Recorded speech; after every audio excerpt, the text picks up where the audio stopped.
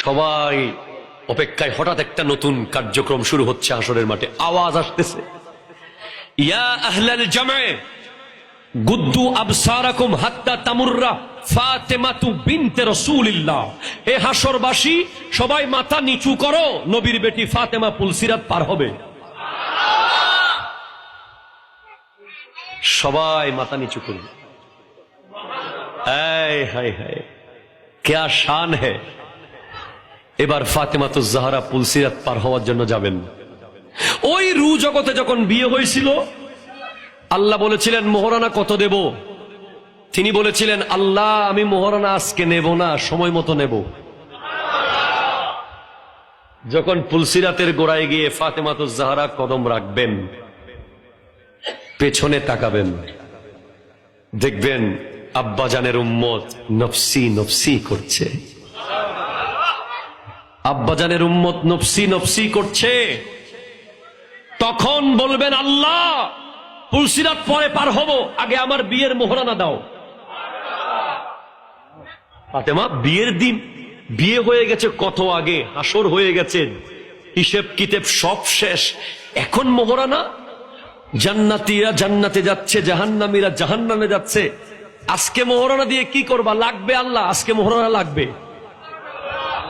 কি দেব? আল্লাহ আমার বিয়ের মোহরানা হচ্ছে আমার আব্বার উম্মতদেরকে জান্নাতে দিয়ে দাও। আহলে বাইত রাসূলের মুহাব্বত কত জরুরি। তাদের গোটা জিন্দেগি আমাদেরকে নিয়ে, তারা প্রতি মুহূর্তে ভেবেছেন আমাদেরকে। হযরতে মাওলা আলী কারামাল্লাহু তাআলা ওয়াজহুল কারীমের জিন্দেগি আমার নবীর উম্মতের জন্য। ফাতেমাতুজ জাহরার জিন্দেগি নবীর উম্মতের রমণীদের শিক্ষা দেওয়ার জন্য। ঠিক কিনা কথা জোরে বলেন। যতক্ষণ স্বামী আসে নাই ঘরে, দরজার চৌকটে যিনি দাঁড়িয়ে থাকতেন, ওনার নাম ফাতেমা। এখন স্বামী আসতেছে কখন, যাচ্ছে কখন, বিবির খবর আছে নাকি? নাই। আপনি কোন মাস্টার্স পাস বিবি হয়ে গেছেন? আপনি কোন পিএইচডি হোল্ডার হয়ে গেছেন যে আপনি স্বামীকে বিদায় দেওয়া আর আসা যাওয়ার মধ্যে সময় দিতে পারেন না? যেখানে নবীর বেটি হযরতে আলীর জন্য রাতের পর রাত দরজায় দাঁড়িয়ে থাকতেন। স্বামীর সেবা, স্বামীর ফরমাবরদারি, এভাবে করে আজ গোটা বিশ্ব যাকে আইডল মানতে পারে, যেই নারীকে, আমার নবী বলেছেন, ইন্না ইবনাতি ফাতিমাতা ওয়া উম্মুহা ওয়া মারইয়াম বিনতে ইমরানা ওয়া আসিয়া বিনতে মুজাহিমা সাইয়্যিদা নিসাই আহলিল জান্নাহ। আমার বেটি ফাতেমা, তার মা খাদিজা, হযরতে আসিয়া ফিরাউনের স্ত্রী, হযরতে মারইয়াম, ইনারা হলেন সবাই জান্নাতি রমণীদের সর্দারিনী। তার মধ্যে ফাতেমাতুজ জাহরা হলো ভেরি স্পেশাল, সবার সেরা। অহংকার ছিল না, অহংকার ছিল না, হিংসা, নিন্দা, গীবত ছিল না। আমাদের দেশের নারীরা এখন সমান অধিকার খুঁজতেছে। কথা জোরে বলেন না, ঠিক কিনা? এবার তুমি বেশি তো আর হল না, সমান অধিকার খুঁজতেছে বোকা। কি বলেন না, বোকা বলেন না কি? অথচ নারীদেরকে যে ইজ্জত আল্লাহ দিয়েছেন, আপনি গোটা পৃথিবীর সমস্ত পুরুষ বর্তমানে এক পাল্লায় দেন, ফাতেমাতুজ জাহরার সমান হবে? হবে? হবে না।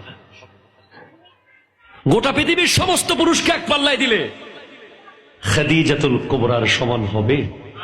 হবে না। নারীদের মর্যাদা দিয়েছেন কে? আরো জোরে বলেন না, কে কে কে কে? সবচেয়ে বড় মর্যাদা নারীদেরকে দিয়েছেন যে আমার নবীর বংশ পৃথিবীতে জীবিত থাকবে নারীর নসল দিয়ে। আপনি কথাটা বুঝেন নাই? ইন্না আতাইনাকাল কাউসার, আমার নবীকে আল্লাহ কসরতে আওলাদ দান করেছেন।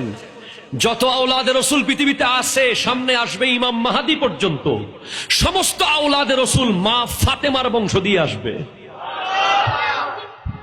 চাইলে তো পুরুষ দিয়ে আল্লাহ আনাইতে পারতেন, নারী দিয়ে কেন আনালেন?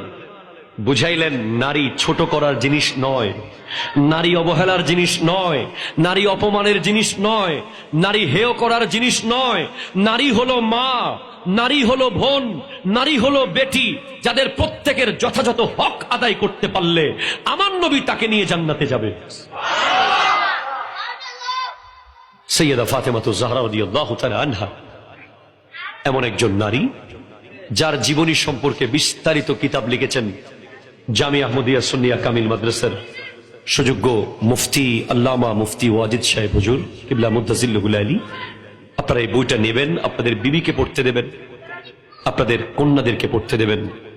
ইনশাআল্লাহ আল্লাহ তাআলা আমাদেরকে সৈয়দা ফাতেমার ফয়েজ দান করুক, ওনার দোয়ার নজর আমাদের উপরে বহাল থাকুক।